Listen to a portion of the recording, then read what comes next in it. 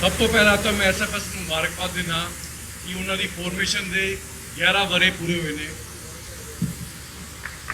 ਔਰ ਇਸ 11 ਵਰਿਆਂ 'ਚ ਐਸਐਫਐਸ ਨੇ ਇਸ ਯੂਨੀਵਰਸਿਟੀ ਦੀ ਪੋਲਿਟਿਕਸ ਨੂੰ ਟਰਨ ਦਿੱਤਾ ਹੈ, ਕਿਉਂਕਿ ਉਸ ਤੋਂ ਪਹਿਲੇ ਯੂਨੀਵਰਸਿਟੀ ਕਿਸ ਤਰ੍ਹਾਂ ਦੀ ਪੋਲਿਟਿਕਸ ਲਈ ਜਾਣੀ ਜਾਂਦੀ ਸੀਗੀ ਔਰ ਅੱਜ ਯੂਨੀਵਰਸਿਟੀ ਦੇ ਅੰਦਰ ਇੱਕ ਅਲਟਰਨੇਟਿਵ ਜੋ ਪੋਲੀਟੀਕਲ ਵਿਜ਼ਨ ਹੈ ਐਸਐਫਐਸ ਨੇ ਪੈਦਾ ਕੀਤਾ ਹੈ ਉਹ ਕਾਬਲੇ ਤਾਰੀਫ ਹੈ। ਦੋਸਤੋ, ਮੈਂ ਪਿੱਛੇ ਬੈਠਾ ਸੋਚ ਰਿਹਾ ਸੀਗਾ ਕਿ ਐਸਐਫਐਸ ਦੀ ਜਥੇਬੰਦੀ ਦੀ ਜ਼ਿੰਦਗੀ 11 ਸਾਲ ਉਹਨਾਂ ਨੇ ਇੱਕ ਯੂਨੀਵਰਸਿਟੀ ਦੇ ਅੰਦਰ ਇੱਕ ਟਰਮ ਦਿੱਤਾ।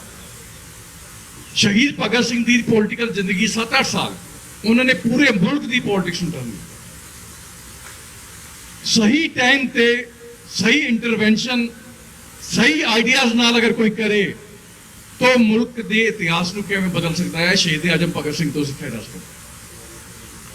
ਅਸੀਂ ਆਮ ਤੌਰ ਤੇ ਸ਼ਹੀਦ ਭਗਤ ਸਿੰਘ ਨੂੰ ਇੱਕ ਆਜ਼ਾਦੀ ਦੀ ਲੜਾਈ ਦਾ ਸ਼ਹੀਦ ਆਜ਼ਮ ਦੇ ਤੌਰ ਤੇ ਸਿਰਫ ਸੀਮਿਤ ਕਰ ਦਿੰਦੇ ਆ ਕਿ ਉਹਨਾਂ ਨੇ ਇਸ ਆਜ਼ਾਦੀ ਦੀ ਲੜਾਈ ਲਈ ਆਪਣਾ ਸੁਪਰੀਮ ਸੈਕਰੀਫਾਈਸ ਕੀਤਾ, ਆਪਣੀ ਜਾਨ ਦੇ ਦਿੱਤੀ। ਮਗਰ ਗੱਲਾਂ 'ਚ ਕਈ ਚੀਜ਼ਾਂ ਆਈਆਂ ਕਿ ਭਗਤ ਸਿੰਘ ਦੀ ਪਰਸਨੈਲਿਟੀ ਸਿਰਫ ਕਿਆ ਇੱਥੋਂ ਤੱਕ ਸੀਮਿਤ ਕੀਤੀ ਜਾ ਸਕਦੀ ਹੈ ਕਿ ਉਹ ਸਾਡੀ ਆਜ਼ਾਦੀ ਦੀ ਲੜਾਈ ਦੇ ਇੱਕ ਸ਼ਹੀਦ ਸੀਗੇ। ਸਾਡੀ ਆਜ਼ਾਦੀ ਦੀ ਲੜਾਈ ਦੇ ਲੱਖਾਂ ਸ਼ਹੀਦ ਸੀਗੇ। 1857 ਤੋਂ ਲੈ ਕੇ ਅਗਰ ਕਾਊਂਟ ਕਰੀਏ ਸਾਡੀ ਆਜ਼ਾਦੀ ਦੀ ਲੜਾਈ ਦੇ ਲੱਖਾਂ ਸ਼ਹੀਦ ਹੋਏ ਨੇ, ਮਗਰ ਉਹ ਸ਼ਹੀਦਾਂ ਦੇ ਅੰਦਰ ਕੁਝ ਚੰਦ ਸਿਤਾਰੇ ਚਮਕਦੇ ਨੇ। ਉਹਨਾਂ 'ਚ ਵੀ ਸਭ ਤੋਂ ਜ਼ਿਆਦਾ ਬੁਲੰਦੀ ਨਾਲ ਕੋਈ ਸਿਤਾਰਾ ਚਮਕਦਾ ਤਾਂ ਸ਼ਹੀਦ ਭਗਤ ਸਿੰਘ ਹੈ। ਆਖਿਰ ਇਹਦੀ ਵਜ੍ਹਾ ਕੀ ਹੈ? ਭਗਤ ਸਿੰਘ ਜਦੋਂ ਸਟੂਡੈਂਟਸ ਯੂਨੀਅਨ ਬਣਾਉਂਦੇ ਨੇ ਤੇ ਸਟੂਡੈਂਟ ਲੀਡਰ ਨੇ, ਜਦੋਂ ਨੌਜਵਾਨ ਭਾਰਤ ਸਭਾ ਬਣਾਉਂਦੇ ਨੇ ਤੇ ਯੂਥ ਦੇ ਲੀਡਰ ਨੇ, ਜਦੋਂ ਉਹ ਆਇਰਿਸ਼ ਕਿਤਾਬ ਦਾ ਟ੍ਰਾਂਸਲੇਸ਼ਨ ਕਰਦੇ ਨੇ ਤੇ ਟ੍ਰਾਂਸਲੇਟਰ ਨੇ, ਜਦੋਂ ਉਹ ਅਖਬਾਰ 'ਚ ਲਿਖਦੇ ਨੇ ਤੇ ਜਰਨਲਿਸਟ ਨੇ, ਜਦੋਂ ਉਹ ਰਾਜਨੀਤਿਕ ਵਿਚਾਰਾਂ ਤੇ ਆਪਣੀ ਗੱਲਬਾਤ ਰੱਖਦੇ ਨੇ, ਬਹਿਸ ਕਰਦੇ ਨੇ ਤੇ ਉਹ ਰਾਜਨੀਤਿਕ ਚਿੰਤਕ ਨੇ।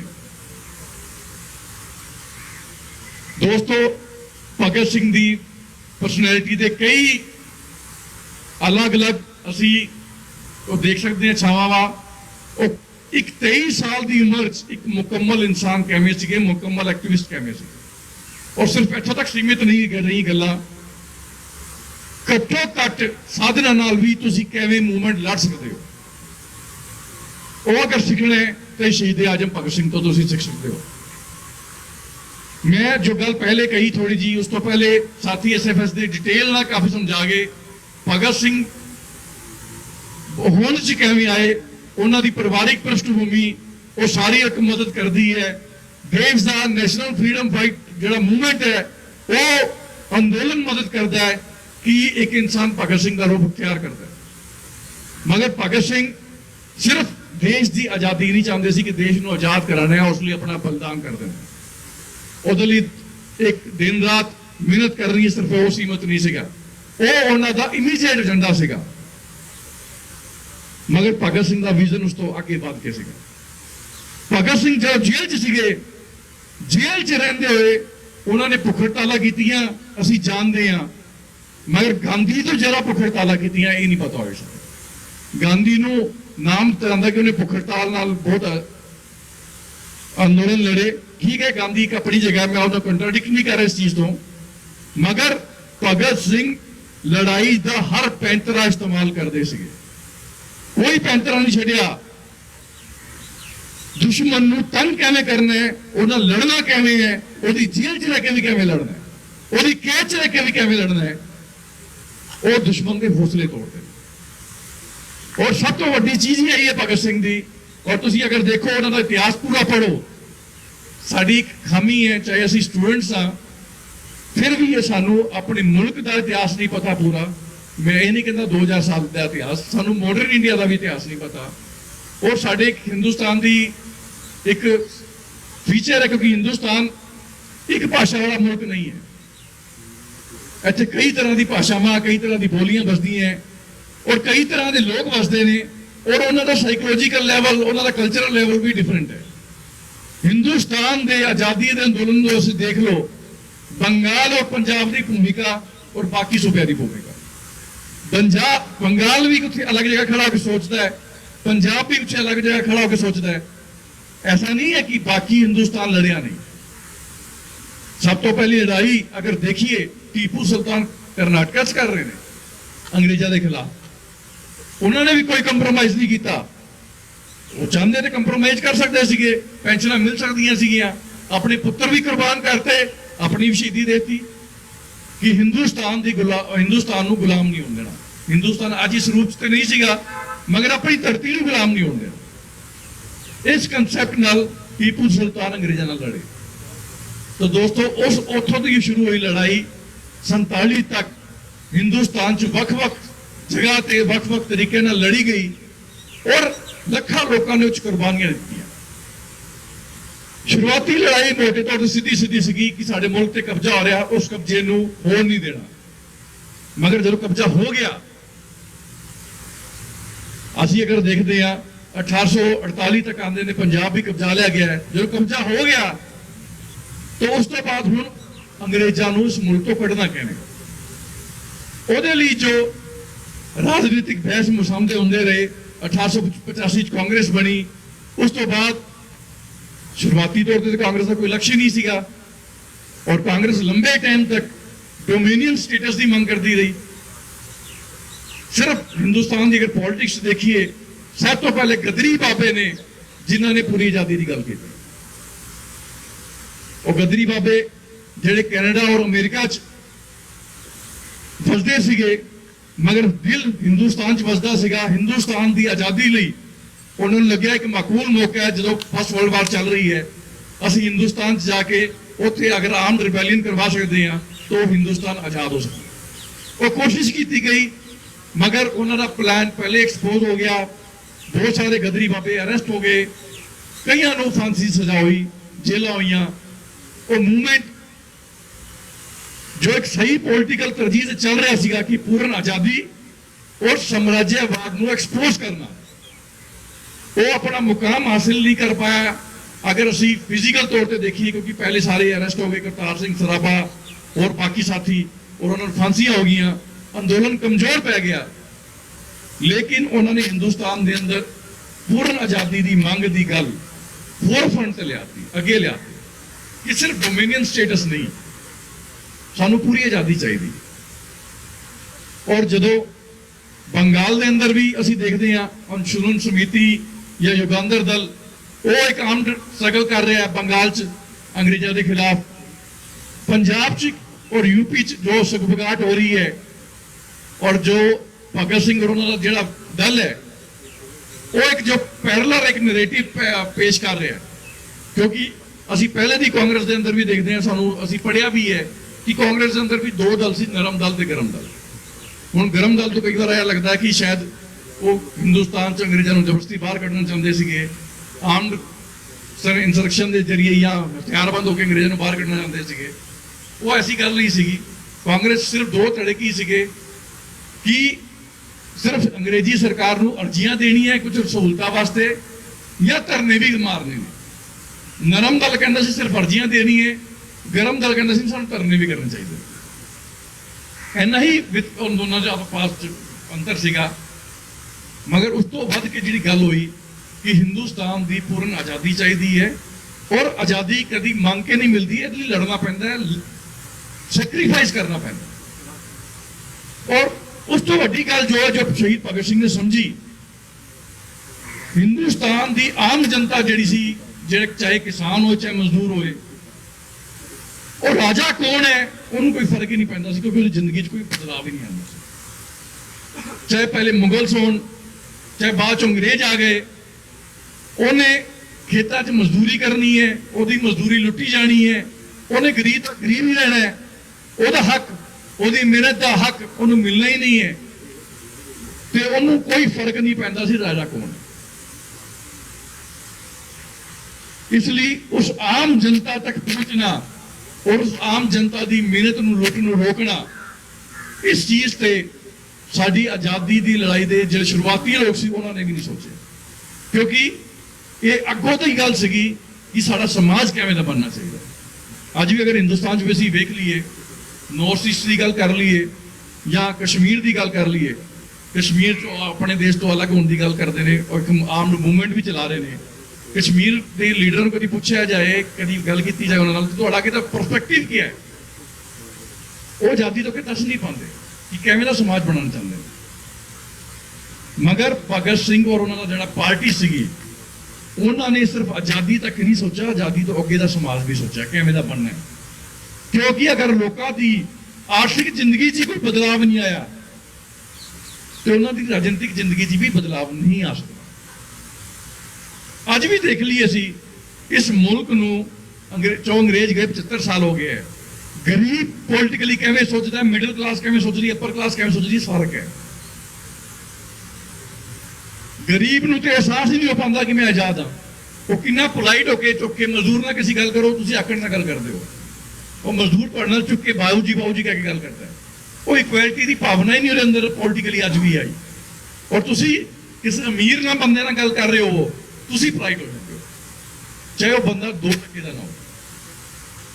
ਸਾਡਾ ਦਿਮਾਗ ਅੱਜ ਵੀ ਇਕਨੋਮਿਕ ਲੈਵਲ ਤੇ ਅਲੱਗ-ਅਲੱਗ ਜਿਹੜੀ ਸਟੇਜ ਉਹਨੂੰ ਡਿਫਰੈਂਸਿਸ ਨੂੰ ਦੇਖਦਾ ਹੈ, ਰਿਕੋਗਨਾਈਜ਼ ਕਰਦਾ ਹੈ ਔਰ ਉਵੇਂ ਹੀ ਐਕਟ ਕਰਦਾ ਹੈ ਜਦ ਤੱਕ ਤੁਸੀਂ ਪੋਲਿਟੀਕਲ ਚੇਤਨ ਆਦਮੀ ਨਹੀਂ ਹੋ।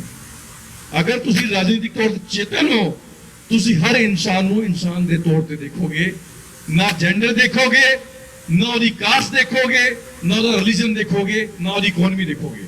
ਹਰ ਇਨਸਾਨ ਨੂੰ ਇਨਸਾਨ ਦੇ ਤੌਰ ਦੇਖੋਗੇ। ਮਗਰ ਇਹ ਚੇਤਨਾ ਜਦ ਤੱਕ ਦਿਮਾਗ 'ਚ ਨਹੀਂ ਆਉਂਦੀ, ਤੁਸੀਂ ਇਹ ਨਜ਼ਰੀਆ ਪੈਦਾ ਨਹੀਂ ਕਰ ਸਕਦੇ। ਭਗਤ ਸਿੰਘ ਔਰ ਉਹਨਾਂ ਸਾਥੀ ਇਹ ਨਜ਼ਰੀਆ ਆਮ ਹਿੰਦੁਸਤਾਨ ਦੇ ਆਵਾਮ 'ਚ ਪੈਦਾ ਕਰ ਰਹੇ ਸੀ। ਤਾਂ ਹੀ ਉਹਨਾਂ ਨੇ ਆਪਣੀ ਪਾਰਟੀ ਦਾ ਨਾਮ HRA ਤੋਂ ਬਦਲ ਕੇ HSRA ਰੱਖਿਆ, ਹਿੰਦੁਸਤਾਨ ਸੋਸ਼ਲਿਸਟ ਰਿਪਬਲਿਕਨ ਆਰਮੀ। ਕਿ ਸਮਾਜਵਾਦ ਲੈ ਕੇ ਆਣਾ ਹੈ, ਅਸੀਂ ਜਿਹੜਾ ਸਮਾਜ ਦੇ ਅੰਦਰ ਵਿਤਕਰਾ ਹੈ ਉਸ ਵਿਤਕਰੇ ਨੂੰ ਖਤਮ ਕਰਨਾ ਹੈ ਔਰ ਅਸੀਂ ਕਿਸੇ ਦੀ ਮਿਹਨਤ ਦੀ ਲੁੱਟ ਨਾ ਹੋਏ, ਐਵੇਂ ਦਾ ਸਮਾਜ ਬਣਾਉਣਾ। ਦੋਸਤੋ, ਤੁਸੀਂ ਗੌਰ ਕੀਤਾ ਹੋਣਾ, ਜਿਸ ਟਾਈਮ ਭਗਤ ਸਿੰਘ ਔਰ ਬਟੂਕੇਸ਼ਵਰ ਦੱਤ ਅਸੈਂਬਲੀ 'ਚ ਬੰਬ ਛੱਡ ਰਹੇ ਨੇ, ਉਸ ਅਸੈਂਬਲੀ ਦੇ ਅੰਦਰ ਉਸ ਟਾਈਮ ਬਿੱਲ ਕਿਹੜਾ ਪਾਸ ਹੋ ਰਿਹਾ ਸੀ? ਟ੍ਰੇਡ ਡਿਸਪਿਊਟ ਬਿੱਲ ਔਰ ਵਰਕਰਸ ਦੇ ਉੱਪਰ ਬਿੱਲ ਸੀ। ਉਹਦਾ ਵੀ ਵਿਰੋਧ ਸੀਗਾ, ਬੇਸਿਕਲੀ ਤਾਂ ਉਹਦਾ ਹੀ ਵਿਰੋਧ ਸੀਗਾ ਕਿ ਅਸੀਂ ਇਸ ਕਾਨੂੰਨਾਂ ਨੂੰ ਨਹੀਂ ਮੰਨਦੇ। ਇਹ ਕਾਨੂੰਨ ਆਮ ਮਜ਼ਦੂਰ ਦੇ ਵਿਰੋਧੀ ਨੇ। ਇਹਨੂੰ ਹਾਈਲਾਈਟ ਕਰਨ ਲਈ ਅਸੈਂਬਲੀ 'ਚ ਬੰਬ ਛੱਡਿਆ ਗਿਆ।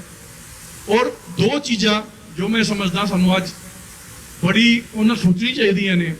ਅਸੀਂ ਮੋਟੇ ਤੌਰ ਤੇ ਕਈ ਵਾਰ ਨਾ ਇੱਕ ਕੱਟ ਮਾਰ ਦਿੰਦੇ ਆ ਕਿ ਕੁਝ ਲੋਕ ਜਿਹੜੇ ਵਾਇਲੈਂਸ ਦੇ ਜ਼ਰੀਏ ਇਸ ਸਮਾਜ ਨੂੰ ਬਦਲਣਾ ਚਾਹੁੰਦੇ ਨੇ ਔਰ ਕੁਝ ਲੋਕ ਜਿਹੜੇ ਪੀਸਫੁਲੀ ਬਦਲਣਾ ਚਾਹੁੰਦੇ ਨੇ, ਚਾਹੇ ਇੱਧਰ ਦੇ ਹੋਣ ਚਾਹੇ ਉੱਧਰ ਦੇ ਹੋਣ। ਅਗਰ ਮੈਕੈਨਿਕਲੀ ਇੱਕ ਅਪਰੋਚ ਰੱਖਣਗੇ ਤੇ ਕੋਈ ਵੀ ਮੂਵਮੈਂਟ ਅਚੀਵ ਨਹੀਂ ਕੀਤਾ ਜਾ ਸਕਦਾ। ਭਗਤ ਸਿੰਘ ਦੇ ਨਾਲ ਬੰਦੂਕ ਜੁੜੀ ਹੋਈ ਹੈ, ਮਗਰ ਚਲਾਈ ਕਿੰਨੀ ਵਾਰ?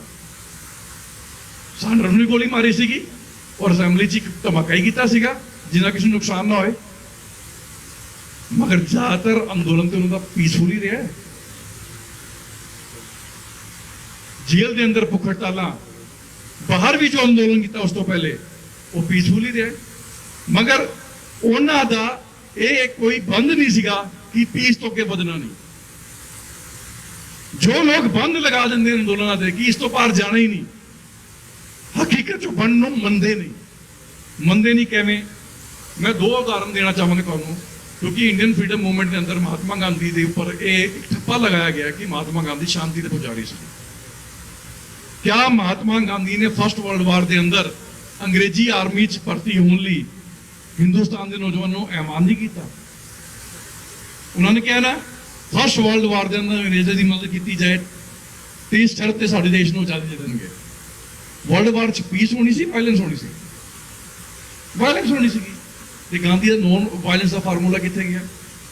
ਦੂਸਰੀ ਘਟਨਾ ਹੈ, ਜਦੋਂ ਪੇਸ਼ਾਵਰ ਦੇ ਅੰਦਰ ਅੰਗਰੇਜ਼ਾਂ ਦੀ ਆਰਮੀ ਦੇ ਸਿਪਾਹੀ ਜਿਹੜੇ ਹਿੰਦੁਸਤਾਨੀ ਨਹੀਂ ਹੁੰਦੇ ਸੀਗੇ, ਉਹਨਾਂ ਨੇ ਪੇਸ਼ਾਵਰ ਦੇ ਅੰਦਰ ਉੱਥੇ ਦੇ ਲੋਕ ਜੋ ਅੰਦੋਲਨ ਚਲਾ ਰਹੇ ਸੀ ਅੰਗਰੇਜ਼ਾਂ ਦੇ ਖਿਲਾਫ, ਉਹਨਾਂ ਦੇ ਗੋਲੀ ਚਲਾਉਣ ਤੋਂ ਮਨਾ ਕਰ ਔਰ ਉਹਨਾਂ ਦੀ ਅਗਵਾਈ ਕਰ ਰਹੇ ਚੰਦਰ ਸਿੰਘ ਗੜਵਾਲੀ ਕਿ ਅਸੀਂ ਆਪਣੇ ਹਿੰਦੁਸਤਾਨੀਆਂ ਤੇ ਗੋਲੀ ਨਹੀਂ ਚਲਾਵਾਂਗੇ। ਮਹਾਤਮਾ ਗਾਂਧੀ ਨੇ ਉਹਦਾ ਵਿਰੋਧ ਕੀਤਾ ਕਿ ਇਸ ਆਰਮੀ ਦੇ ਸਿਪਾਹੀ ਨੇ ਜਿਹੜੀ ਗੋਲੀ ਨਹੀਂ ਚਲਾਈ, ਇਹ ਵਾਇਲੈਂਸ ਕੀਤੀ ਕਹਿੰਦੇ ਉਹਨਾਂ ਨੇ, ਕਿਉਂਕਿ ਮੈਂ ਐਸੇ ਮੁਲਾਜ਼ਮ ਨਹੀਂ ਚਾਹਾਂਗਾ ਜਿਹੜਾ ਮਾਲਕ ਦਾ ਕਹਿਣਾ ਨਾ ਮੰਨਣ। ਵੈਸੇ ਵੇਖਿਆ ਜਾਏ ਉਸ ਬੰਦੇ ਨੇ ਵਾਇਲੈਂਸ ਨਹੀਂ ਕੀਤੀ ਕਿ ਗੋਲੀ ਨਹੀਂ ਚਲਾਵਾਂਗੇ ਹਿੰਦੁਸਤਾਨੀਆਂ ਤੇ ਸੀ, ਮਗਰ ਮਹਾਤਮਾ ਗਾਂਧੀ ਨੂੰ ਕ੍ਰਿਟਿਸਾਈਜ਼ ਕਰ ਰਹੇ ਨੇ, ਯਾਨੀ ਕਿ ਸਟੇਟ ਵਾਇਲੈਂਸ ਦੀ ਉਹ ਹਿਮਾਇਤ ਕਰ ਰਹੇ। ਇਸ ਲਈ ਜੋ ਲੋਕ ਕਹਿੰਦੇ ਨਾ ਕਿ ਸਿਰਫ ਉਹ ਪੀਸਫੁਲ ਸੀਗੇ, ਪੀਸਫੁਲ ਨਹੀਂ ਸੀਗੇ। ਹੁਣ ਵਾਇਲੈਂਸ ਕੌਣ ਕਰੇ, ਸਵਾਲ ਇਹ ਆਉਂਦਾ।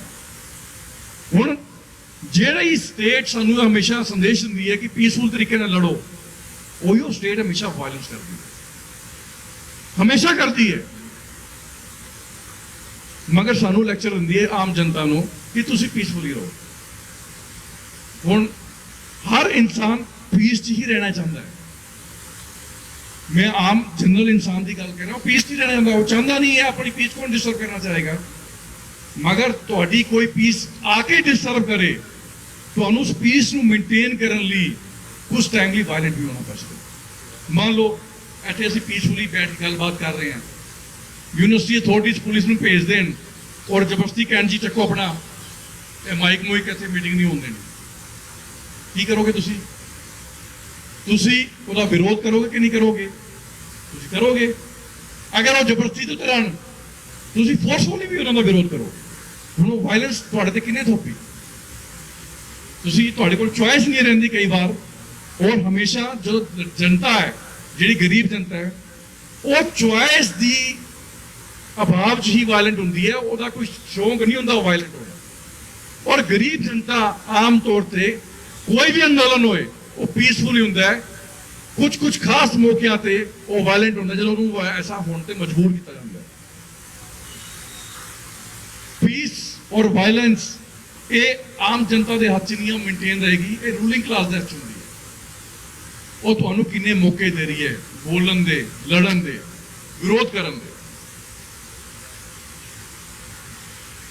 ਦੋਸਤੋ,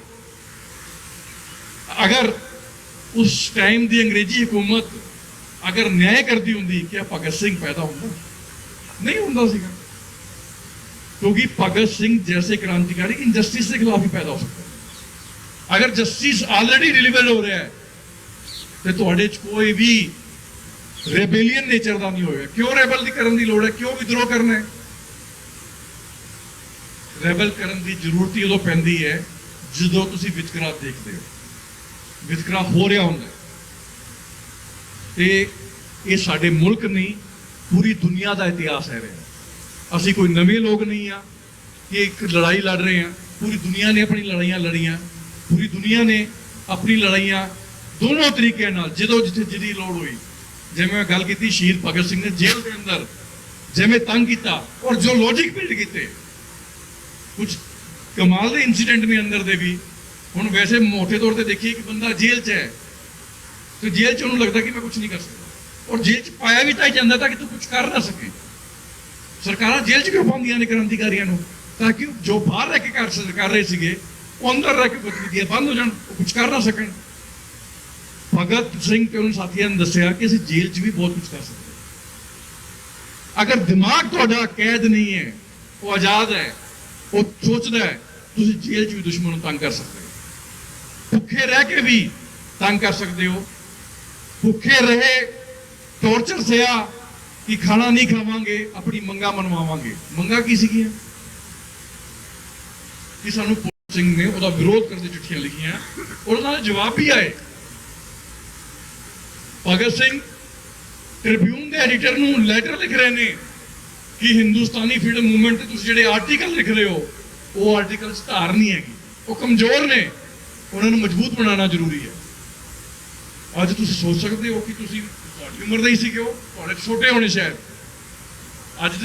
ਅੱਜ ਟ੍ਰਿਬਿਊਨ ਦਾ ਰੁਤਬਾ ਘਟ ਗਿਆ ਉਸ ਟਾਈਮ ਦੀ ਟ੍ਰਿਬਿਊਨ ਤੋਂ ਮੁਕਾਬਲੇ, ਤੇ ਟ੍ਰਿਬਿਊਨ ਦੇ ਐਡੀਟਰ ਨੂੰ ਲਿਖਿਆ ਜਾ ਰਿਹਾ ਹੈ ਕਿ ਤੁਹਾਡੇ ਆਰਟੀਕਲ ਦਾ ਦਮ ਨਹੀਂ ਹੈ, ਇਹਨੂੰ ਪੈਣਾ ਬਣਾਓ। ਉਹ ਕ੍ਰਿਟੀਕਲ ਨੇ, ਉਹ ਪੜ੍ਹ ਰਹੇ ਨੇ ਤਾਂ ਹੀ ਇਹ ਕਰ ਸਕਦੇ। ਤੇ ਦੋਸਤੋ, ਹਰ ਆਯਾਮ ਦੇਖੋ, ਹਰ ਜਗ੍ਹਾ ਭਗਤ ਸਿੰਘ ਔਰ ਉਹਨਾਂ ਸਾਥੀਆਂ ਨੇ ਆਪਣੀ ਇੰਟਰਵੈਂਸ਼ਨ ਕੀਤੀ, ਚਾਹੇ ਬੀਇੰਗ ਅ ਜਰਨਲਿਸਟ, ਚਾਹੇ being a translator, drama activist ਵੀ, ਨੁੱਕੜ ਡਰਾਮੇ 'ਚ ਵੀ ਪਾਰਟਿਸਿਪੇਟ ਕੀਤਾ। ਔਰ ਸਭ ਤੋਂ ਵੱਡੀ ਚੀਜ਼, ਜਦੋਂ ਉਹਨਾਂ ਦੀ ਪੋਲੀਟਿਕਲ ਲਾਈਫ ਸ਼ੁਰੂ ਹੋਈ, ਉਦੋਂ ਜਦੋਂ ਕਾਨਪੁਰ ਸੀਗੇ, ਕਾਨਪੁਰ 'ਚ ਇੱਕ ਬਾੜ ਆਈ, ਬਾੜ 'ਚ ਲੋਕਾਂ ਦੀ ਬੜੀ ਇਮਦਾਦ ਕੀਤੀ ਗਈ। ਸਰਵਿਸ ਕੀਤੀ ਗਈ ਔਰ ਉਸ ਤੋਂ ਬਾਅਦ ਭਗਤ ਸਿੰਘ ਨੇ ਕਿਹਾ ਕਿ ਦੋ ਤਿੰਨ ਚੀਜ਼ਾਂ ਬਹੁਤ ਜ਼ਰੂਰੀ ਨੇ, ਸਰਵਿਸ ਐਂਡ ਸੈਕਰੀਫਾਈਸ। ਲੋਕਾਂ 'ਚ ਜਾ ਕੇ ਅਨਕੰਡੀਸ਼ਨਲ ਉਹਨਾਂ ਦੀ ਸੇਵਾ ਕਰੋ। ਅਗਰ ਸਿਰਫ ਤੁਸੀਂ ਲੋਕਾਂ ਨੂੰ ਪੋਲਿਟਿਕਸ ਛੱਡਦੇ ਰਹੋਗੇ ਤਾਂ ਲੋਕ ਨਹੀਂ ਜੁੜਨਗੇ। ਲੋਕ ਤੁਹਾਡੀ ਸੇਵਾ ਭਾਵਨਾ ਤੋਂ ਵੀ ਜੁੜਦੇ ਨੇ। ਲੋਕਾਂ ਦੀ ਸੇਵਾ ਕਰੋ ਔਰ ਲੋਕਾਂ ਦੇ ਸਾਹਮਣੇ ਸੈਕਰੀਫਾਈਸ ਦਾ ਐਗਜ਼ਾਮਪਲ ਪੇਸ਼ ਕਰੋ, ਤਾਂ ਹੀ ਤੁਸੀਂ ਲੋਕਾਂ ਦਾ ਦਿਲ ਜਿੱਤ ਸਕਦੇ ਹੋ। ਔਰ ਪੂਰੀ ਦੁਨੀਆ ਦੇ ਇਤਿਹਾਸ ਨੂੰ ਪੜ੍ਹੋ ਔਰ ਦੁਨੀਆ 'ਚ ਬਦਲਾਵ ਕਿਵੇਂ ਆਏ ਨੇ ਉਹਨਾਂ ਨੂੰ ਪੜ੍ਹੋ, ਔਰ ਤਾਂ ਹੀ ਤੁਸੀਂ ਆਪਣੇ ਮੁਲਕ ਦੇ ਅੰਦਰ ਬਦਲਾਵ ਵੀ ਲਿਆ ਸਕਦੇ ਹੋ। ਇਸ ਦਿਮਾਗ ਦੇ ਨਾਲ, ਇਸ ਸੋਚ ਦੇ ਨਾਲ ਭਗਤ ਸਿੰਘ ਔਰ ਉਹਨਾਂ ਦੇ ਸਾਥੀ ਅੱਗੇ ਵਧੇ ਔਰ ਇੱਕ ਛੋਟੀ ਜਿਹੀ ਉਮਰ 'ਚ 23 ਸਾਲ ਦੀ ਉਮਰ, ਮੈਂ ਕਹਾਂਗਾ ਉਹ 23 ਸਾਲ ਦੀ ਉਮਰ ਦਾ ਸ਼ਹੀਦ ਨੌਜਵਾਨ ਹਿੰਦੁਸਤਾਨ ਦੀ 20ਵੀਂ ਸਦੀ ਦਾ ਸੁਪਰੀਮ ਹੀਰੋ ਸੀਗਾ। ਹਿੰਦੁਸਤਾਨ ਦੀ 20ਵੀਂ ਸਦੀ ਦੇ ਅੰਦਰ ਐਸਾ ਨਾਇਕ ਨਹੀਂ ਪੈਦਾ ਹੋਇਆ। ਔਰ ਅੱਜ 20ਵੀਂ ਸਦੀ ਕਹਿ ਰਿਹਾ, ਅੱਜ ਦੀ ਜਿਹੜੀ 21ਵੀਂ ਸਦੀ ਹੈ, ਉਸ ਸਦੀ ਦੇ ਅੰਦਰ ਵੀ ਹਾਲ ਤੱਕ ਉਵੇਂ ਦਾ ਸੁਪਰੀਮ ਲੀਡਰ ਨਹੀਂ ਪੈਦਾ ਹੋਇਆ। ਤਾਂ ਹੀ ਸਾਨੂੰ ਭਗਤ ਸਿੰਘ ਦੇ ਦਿਨ ਮਨਾਉਣੇ ਪੈ ਰਹੇ ਨੇ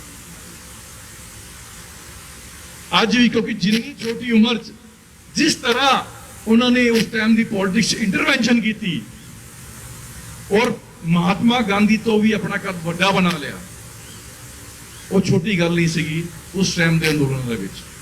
ਤੇ ਦੋਸਤੋ, ਇਹ ਚੀਜ਼ ਸਿਰਫ ਸੈਕਰੀਫਾਈਸ ਤੋਂ ਪੈਦਾ ਨਹੀਂ ਹੁੰਦੀ। ਆਜ਼ਾਦੀ ਦੀ ਲੜਾਈ 'ਚ ਲੱਖਾਂ ਲੋਕਾਂ ਨੇ ਕੁਰਬਾਨੀਆਂ ਦਿੱਤੀਆਂ।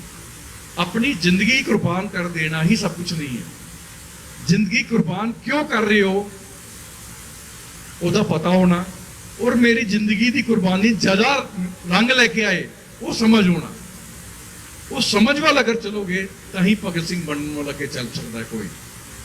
ਉਹੀ ਭਗਤ ਸਿੰਘ ਦੀ ਸਾਥੀਆਂ ਦੀ ਸਭ ਤੋਂ ਵੱਡੀ ਅਚੀਵਮੈਂਟ ਹੈ, ਸਿਰਫ ਜਾਨ ਨਹੀਂ ਦੇਣੀ, ਜਾਨ ਦੇਣ ਦੇ ਪਿੱਛੇ। ਕਿਉਂਕਿ ਅਗਰ ਤੁਸੀਂ ਸਾਥੀਆਂ ਨੇ ਪਹਿਲੇ ਜਿਹੜਾ ਜ਼ਿਕਰ ਕੀਤਾ ਕਿ ਭਗਤ ਸਿੰਘ ਦਾ ਫਿਲਾਸਫੀ ਔਰ ਬੰਬ ਪੜੋ, ਉਸ ਤੋਂ ਪਹਿਲੇ ਉਹਨਾਂ ਦਾ ਇੱਕ ਆਰਟੀਕਲ ਹੈ ਚਾਪੇਕਰ ਬੰधुओं से लेकर क्रांतिकारी प्रोग्राम तक, ਜਿਹੜਾ ਉਹਨਾਂ ਨੇ ਲਿਖਿਆ ਹੈ। ਮੈਂ ਹਿੰਦੀ 'ਚ ਪੜ੍ਹਿਆ, ਇਸ ਲਈ ਹਿੰਦੀ 'ਚ ਬੋਲ ਰਿਹਾ ਤੁਹਾਨੂੰ। ਮਹਾਰਾਸ਼ਟਰ ਦੇ ਦੋ ਭਰਾ ਸੀਗੇ, ਉਹਨਾਂ ਨੂੰ ਵੀ ਫਾਂਸੀ ਹੋਈ ਸੀਗੀ। ਉਹਨਾਂ ਨੇ ਅੰਗਰੇਜ਼ਾਂ ਦੇ ਬੰਬ ਤਾਂ ਸੱਟੇ ਕਿਉਂਕਿ ਉਹਨਾਂ ਨੂੰ ਲੱਗਦਾ ਸੀਗਾ ਕਿ ਅਸੀਂ ਹਿੰਦੂ ਹਾਂ ਤੇ ਕ੍ਰਿਸਚਨਾਂ ਨੇ ਸਾਡੇ ਤੇ ਕਬਜ਼ਾ ਕਰਨਾ। ਇੱਕ ਧਰਮ ਦਾ ਐਂਗਲ ਸੀਗਾ, ਮਗਰ ਸੈਕਰੀਫਾਈਸ ਉਹਨਾਂ ਦਾ ਵੀ ਸੀਗਾ।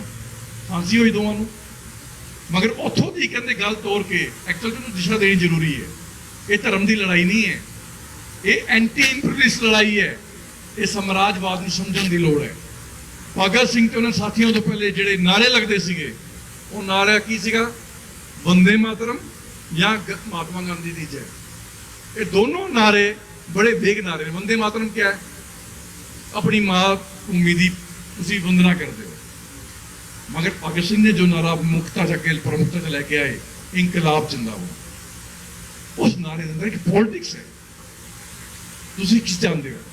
ਉਹ ਇਨਕਲਾਬ ਚਾਹੁੰਦੇ ਨੇ, ਔਰ ਇਨਕਲਾਬ ਦਾ ਨਾਰਾ ਉਹਨਾਂ ਨੇ ਪ੍ਰੋਮਿਨੈਂਸ ਲੈ ਕੇ ਆਏ। ਉਹਨਾਂ ਨੇ ਇੱਕ ਸਮਝ ਦਿੱਤੀ। ਤਾਂ ਦੋਸਤੋ, ਹਰ ਅੰਦੋਲਨ ਦੇ ਨਾਰੇ ਵੀ ਤੁਹਾਡੇ ਅੰਦਰ, ਕਿਉਂਕਿ ਜਿਸ ਤਰ੍ਹਾਂ ਦੇ ਨਾਰੇ ਹੋਣਗੇ ਉਸ ਤਰ੍ਹਾਂ ਦੀ ਮੂਵਮੈਂਟ ਦੀ ਦਿਸ਼ਾ ਵੀ ਤੈਅ ਹੋਊਗੀ।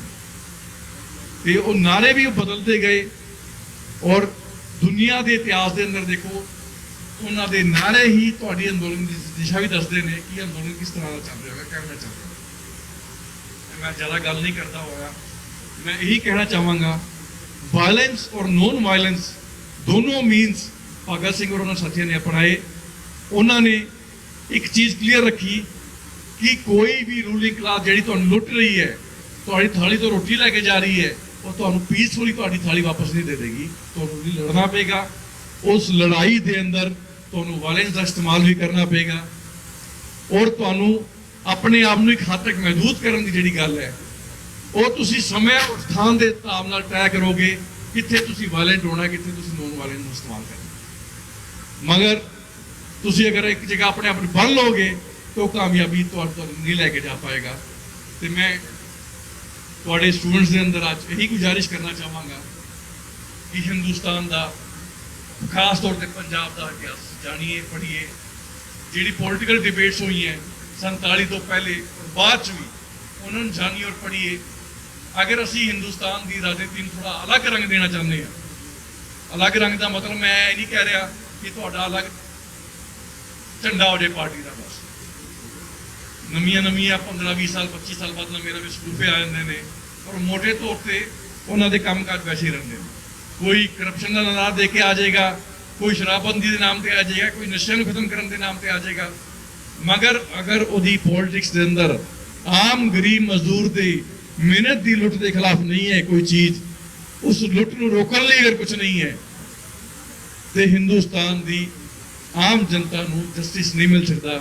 ਕਿਉਂਕਿ ਮੈਂ ਸਮਝਦਾ ਵਾਂ ਮੇਰੇ ਸਵੇਰੇ ਉੱਠਣ ਤੋਂ ਲੈ ਕੇ ਰਾਤ ਸੌਣ ਤੱਕ ਜਿੰਨੀ ਵੀ ਚੀਜ਼ਾਂ ਦਾ ਮੈਂ ਇਸਤੇਮਾਲ ਕਰਦਾ ਜਾਂ ਉਹ ਮਜ਼ਦੂਰ ਦੀ ਕਿਰਤ ਹੈ ਜਾਂ ਕਿਸਾਨ ਦੀ ਕਿਰਤ ਹੈ, ਹੋਰ ਕਿਸੇ ਦੀ ਕਿਰਤ ਨਹੀਂ ਹੈ। ਉਹ ਜਾਂ ਮਜ਼ਦੂਰ ਨੇ ਬਣਾਈ ਹੈ ਜਾਂ ਕਿਸਾਨ ਨੇ ਬਣਾਈ ਹੈ, ਇਸ ਲਈ ਉਹਨਾਂ ਨੂੰ ਉਹਨਾਂ ਦਾ ਬਣਦਾ ਹੱਕ ਮਿਲਣਾ ਜ਼ਰੂਰ ਚਾਹੀਦਾ ਹੈ।